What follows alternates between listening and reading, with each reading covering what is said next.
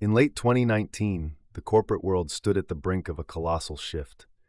Investors and onlookers held their breath as a new wave of excitement surged around a seemingly revolutionary idea. WeWork, a pioneer in the shared workspace industry, was preparing to go public with an initial public offering estimated at $47 billion. But just as quickly as it rose, the ambitious endeavor would begin to unravel, revealing a tale of ambition, excess, and ultimately, betrayal. With beginnings rooted in the vibrant heart of New York City, WeWork was founded in 2009 by Adam Neumann and Miguel McKelvey.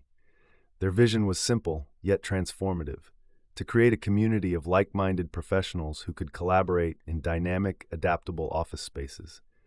Initially, the concept resonated with entrepreneurs and freelancers, fostering a burgeoning culture of innovation.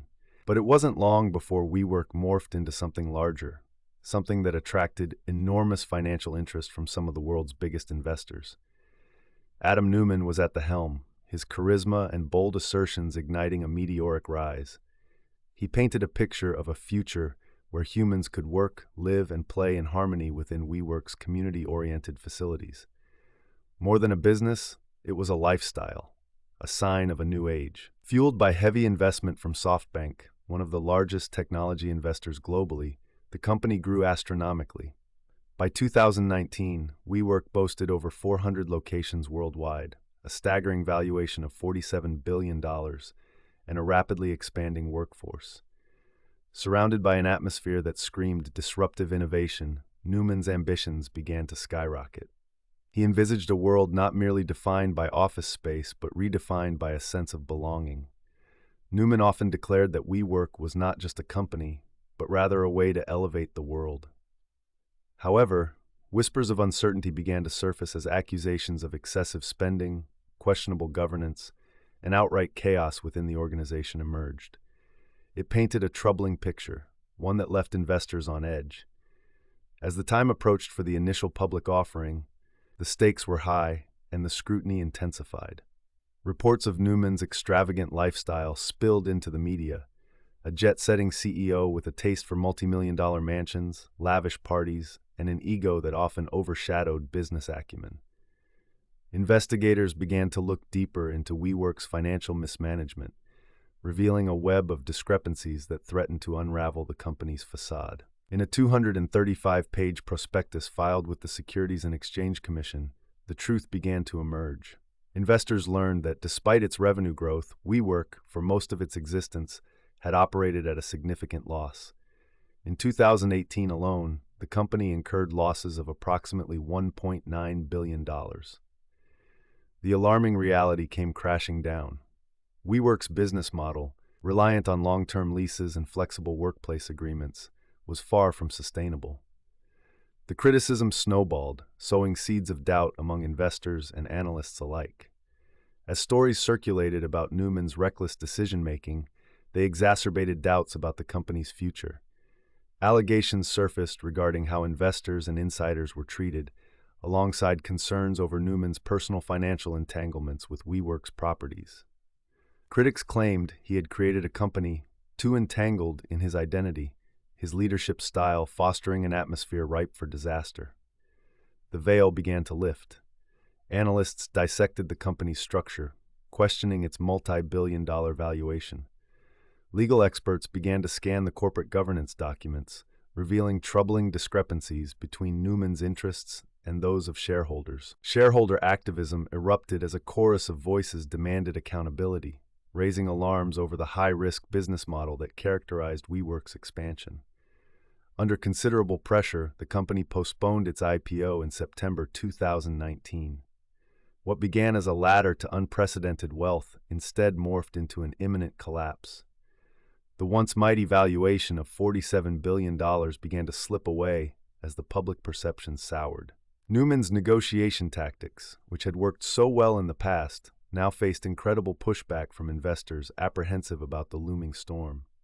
Then came the crash, swift and devastating.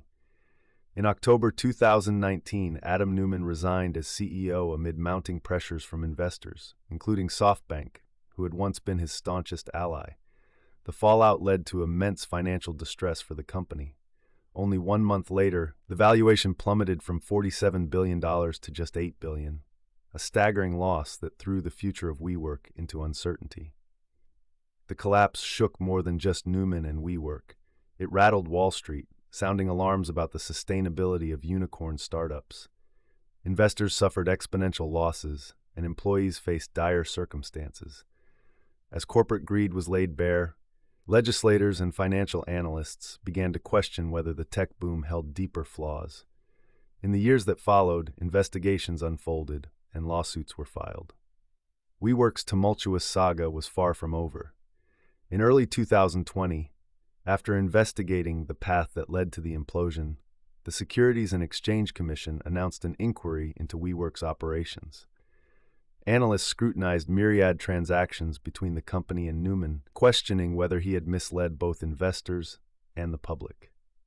In the wake of the IPO's failure, Neumann had racked up over $500 million in personal wealth from selling shares to shareholders, but ultimately faced accusations of self-dealing and mismanagement.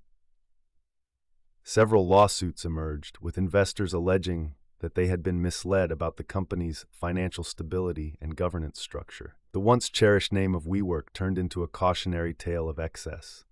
Just over a year later, in September 2020, the company would limp into a merger with a special purpose acquisition company, ultimately leading to a precarious rebranding effort under new leadership. As the dust settled, WeWork's narrative transitioned from a story of strength to one of survival. The restructuring process unveiled a landscape of stark realizations. The company would need to rethink its operational model, focusing on profitability rather than reckless expansion. In the aftermath of the collapse, Adam Neumann's legacy remained contentious. Though he walked away from WeWork with substantial personal wealth, the trust he once held in the corporate community had shattered. Today, WeWork operates under a new corporate governance structure, with lessons learned echoing through boardrooms across the nation. The implications of Neumann's extravagant management style and the bankruptcy of sound business principles resonated in conversations of leadership and ethical business practices. Analysts laud the shift toward a more cautious approach, urging investors and entrepreneurs alike to tread carefully within a domain previously dominated by unbridled ambition. In hindsight, the fall of WeWork serves as a chilling reminder of the volatility inherent in startups and disruptor culture. As investment strategies evolve in the 21st century, diverse narratives serve as cautions against blind faith in growth without foundation. The once unquestioned rise of Adam Neumann illustrated a complex tapestry of aspiration, excess, and the cautionary arc of corporate ambition that ultimately begs for accountability and transparency in our economic framework. Neumann himself is far from finished in the eyes of the public. He has vowed to re-enter the entrepreneurial realm, hinting at residual dreams of innovation. However, the echo of WeWork's catastrophic downfall looms large, a reminder of what can occur when ambition meets a lack of accountability. The failed $47 billion IPO remains an indelible mark on the corporate landscape, a tale of warning that reverberates through the ages. Tomorrow, we are diving into a story that is just as shocking. FTX Sam Bankman-Fried and the $32 billion crypto collapse. You will not want to miss it. I will see you there.